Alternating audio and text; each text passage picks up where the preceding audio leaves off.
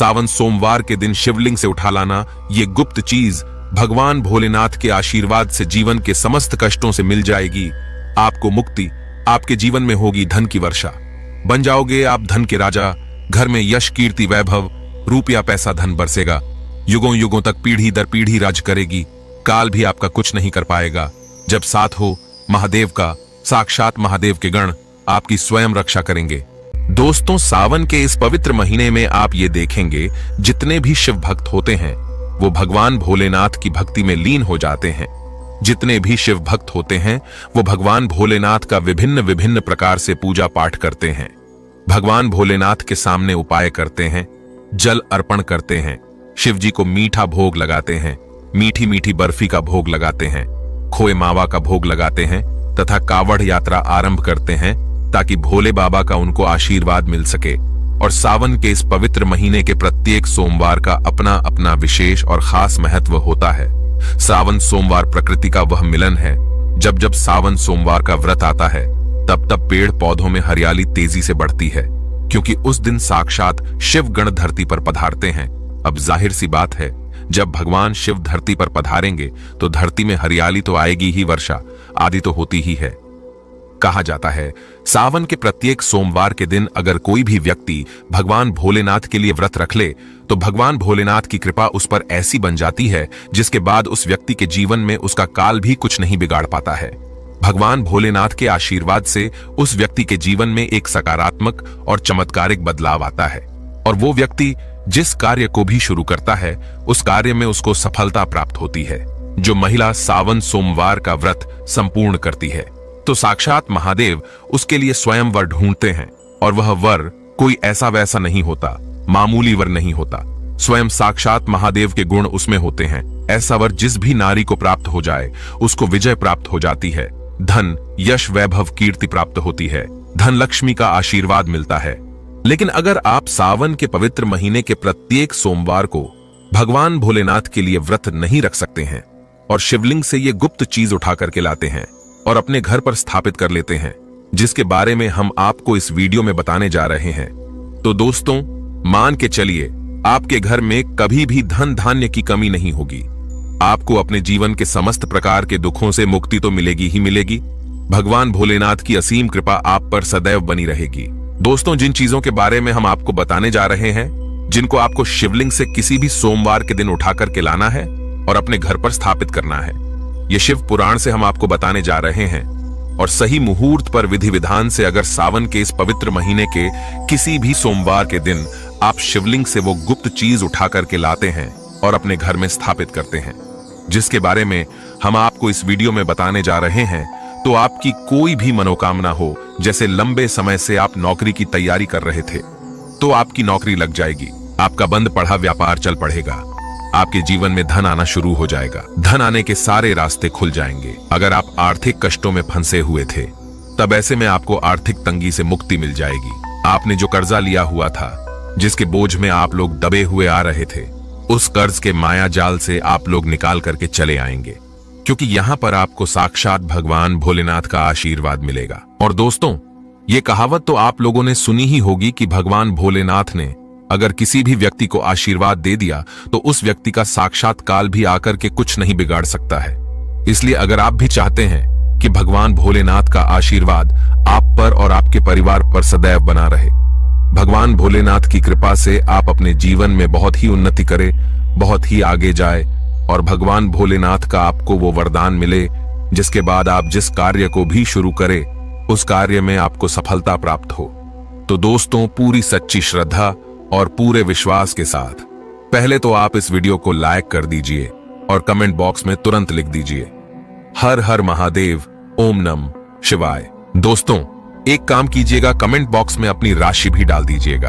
आपकी राशि के अनुसार कोई भी ऐसा उपाय होगा जिसको इस सावन के पवित्र महीने में आप करके लाभ पा सकते हैं, तो वो आके हम आपके कमेंट के रिप्लाई में आपको बता देंगे। लेकिन पहले तो आप वीडियो को लाइक कर दीजिए और कमेंट बॉक्स में फिर अपनी राशि डाल दीजिएगा। देखिए, सबसे पहली चीज, अगर आप नौकरी की तैयारी कर रहे हैं और आप चाहते हैं कि आपकी नौकरी लग जाए, तो ये उपाय कीजिए जो हम आपको बताने जा रहे हैं, और यह उपाय करने के बाद मान के चलिए आपकी नौकरी लगना तय है। सावन के इस पवित्र महीने में किसी भी सोमवार के दिन आपको सुबह उठना है, नहाना है, धोना है। आप कांच की शीशी ले लीजिए या प्लास्टिक की शीशी ले लीजिए। इसको आपको पूरा काली मिर्च से भर लेना है।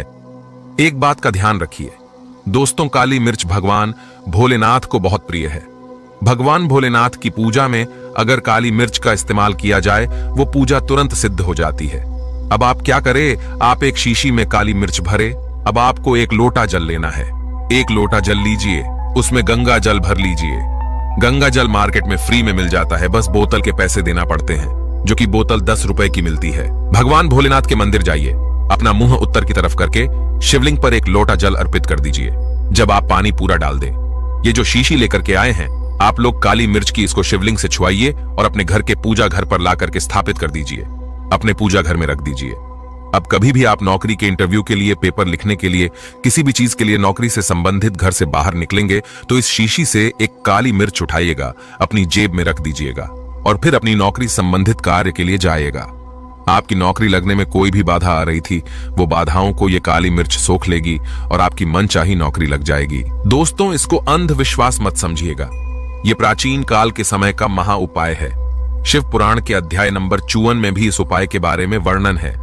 ये उपाय साक्षात प्रमाण है आपकी कामयाबी का। शास्त्रों में लिखा उपाय कभी खाली नहीं जाता। 100% व्यक्ति को बलवान और कामयाब बना देता है। आप चाहें तो वहां से भी पियाज सकते हैं और ये उपाय करने के बाद अवश्य ही आपकी नौकरी लगेगी। इस उपाय को करके कई लोग अच्छी अच्छी सरकारी नौकरियां पा चुके हैं, लेकिन शर्त यह है कि सच्ची श्रद्धा से ही इस उपाय को करना चाहिए। मन में कोई शंका नहीं होनी चाहिए। सच्चे हृदय से भगवान शिव का स्मरण करते हुए कोई भी उपाय या कार्य अगर करते हैं तो उसमें कई गुना बल आ जाता है, शक्ति आ जाती है, जिससे कोई भी आपका नामुमकिन से नामुमकिन कार्य हो वो कार्य परिपूर्ण हो जाता है, सफल हो जाता है। दूसरा उपाय जो हम आपको बताने जा रहे हैं वो एक ऐसा उपाय है जिसको अगर आपने कर लिया तो आपके घर की बरकत होगी, आपके घर की उन्नति होगी। मान लीजिए दोस्तों, आपके घर पर भगवान भोलेनाथ का कला चित्र नहीं है, उनकी मूर्ति नहीं है, भगवान भोलेनाथ के शिव परिवार की कोई मूर्ति नहीं है आपके घर पर, तो दोस्तों सावन सोमवार का दिन बहुत ही पवित्र दिन है। या मान लीजिए सावन का प्रत्येक सोमवार बहुत ही पवित्र और कल्याणकारी दिन होगा, जब आप भगवान भोलेनाथ के शिव परिवार की पूरी मूर्ति लाकर के अपने घर पर स्थापित कर सकते हैं। तो और अगर आपने अपने घर पर यह स्थापित कर दिया तो मान के चलिए दोस्तों, आपके घर पर भगवान भोलेनाथ और भोलेनाथ के पूरे परिवार की वो कृपा बनेगी कि आपके घर की बरकत होगी, आपके घर की उन्नति होगी, आपके घर पर एक सकारात्मक ऊर्जा का वास हो जाएगा। दोस्तों, आपको एक चीज बताते हैं, सावन के इस पवित्र महीने में कहा जाता है कि अगर कोई व्यक्ति भगवान भोलेनाथ को रुद्राक्ष अर्पित कर दे तो भगवान भोलेनाथ की कृपा उस पर बन जाती है। दूसरी तरफ कहा जाता है कि सावन के महीने में आप किसी भी सोमवार के दिन एक रुद्राक्ष की माला लें, भगवान भोलेनाथ के मंदिर जाएं, भगवान भोलेनाथ की शिवलिंग पर आप लोगों को पहले एक लोटा कच्चा दूध चढ़ाना है दोस्तों, फिर उस शिवलिंग से रुद्राक्ष की माला छुआ करके धारण करना है। इतना कर लीजिए दोस्तों और मान के चलिए रुद्राक्ष की माला धारण करने के बाद भगवान भोलेनाथ की आप पर असीम कृपा बनी रहेगी। शायद ये बात आपको नहीं पता है, जब भगवान भोलेनाथ के आंसू धरती पर गिरे थे तभी रुद्राक्ष की उत्पन्नता हुई थी और रुद्राक्ष का इस प्रकार से आपने उपाय कर लिया जैसे हमने आपको बताया है। या तो आप रुद्राक्ष की माला धारण कर लीजिए या इसको ला करके अपने पूजा घर में स्थापित कर दीजिए और इसकी पूजा प्रत्येक सोमवार को कीजिए। इतना करने भर से आपके जीवन में ही नहीं, आपके पूरे परिवार के जीवन में एक सकारात्मक बदलाव आएगा। भगवान भोलेनाथ के आशीर्वाद से आप लोग अपने जीवन में बहुत ही आगे जाएंगे, बहुत ही विकास करेंगे। अब मान लीजिए दोस्तों, आपके पास पैसा नहीं टिकता है, आप आर्थिक तंगी में फंसे हुए हैं, आपने कोई ऐसा कर्जा लिया हुआ था जिसके बोझ में आप लोग दबे हुए चले जा रहे हैं।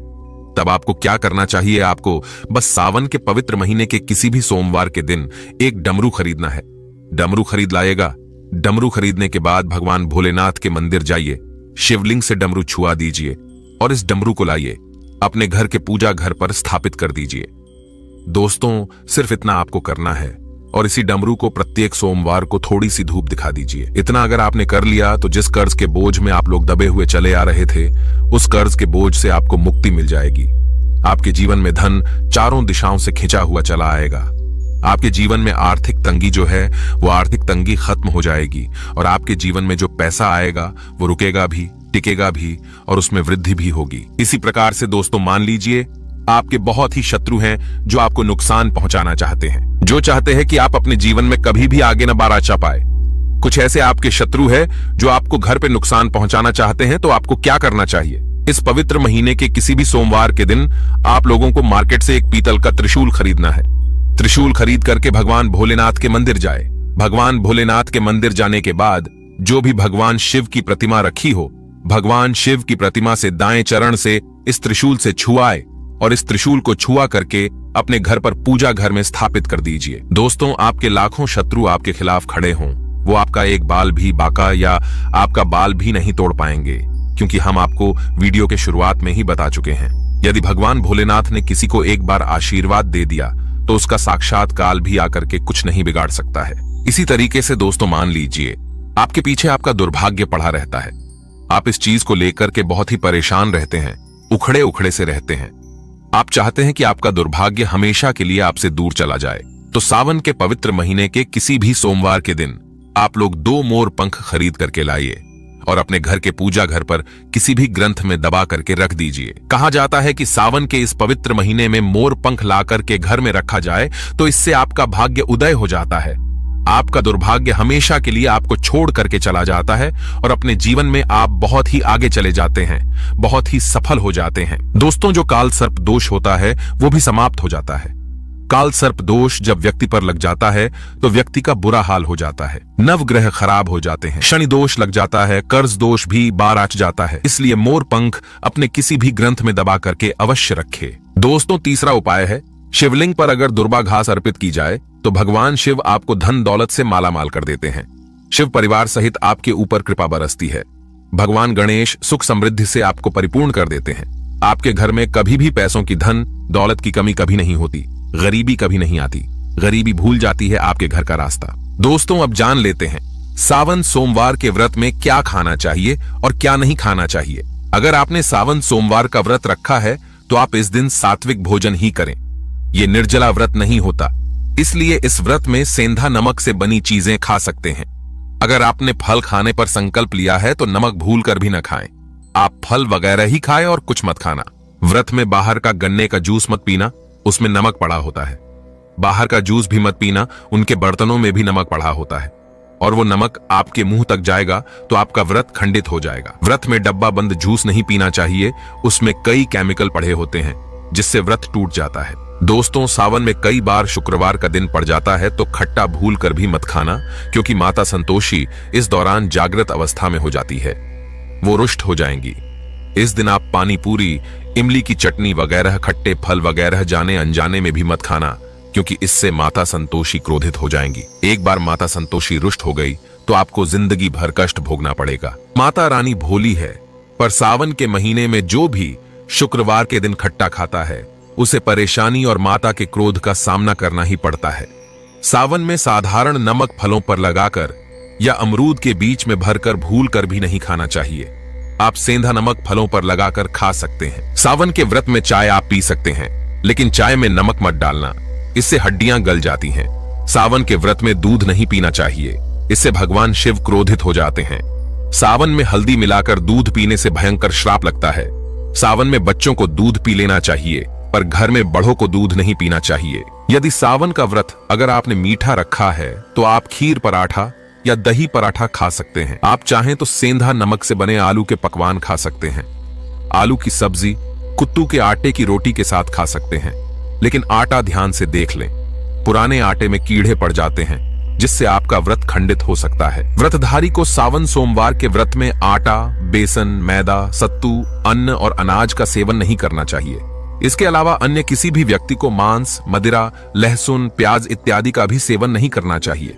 वहीं व्रत रखने वाले व्यक्ति को धनिया पाउडर, मिर्ची पाउडर, सादा नमक का सेवन भूलकर भी नहीं करना चाहिए। सावन में चाहे आपका व्रत हो या न हो, किसी भी व्यक्ति को कढ़ी पकोड़ा नहीं खाना चाहिए। और वहीं पत्तेदार सब्जियां, पालक, मेथी, लाल भाजी, बथुआ, पत्ता गोभी जैसी सब्जियां या साग सब्जियां भूलकर भी नहीं खानी चाहिए। ये जहर के समान मानी जाती है, इसमें कीड़े आ जाते हैं, सांप बिच्छू वगैरह आ जाते हैं, और जो भी व्यक्ति सावन में बैगन की सब्जी खाता है उस व्यक्ति को घोर पाप लग जाता है।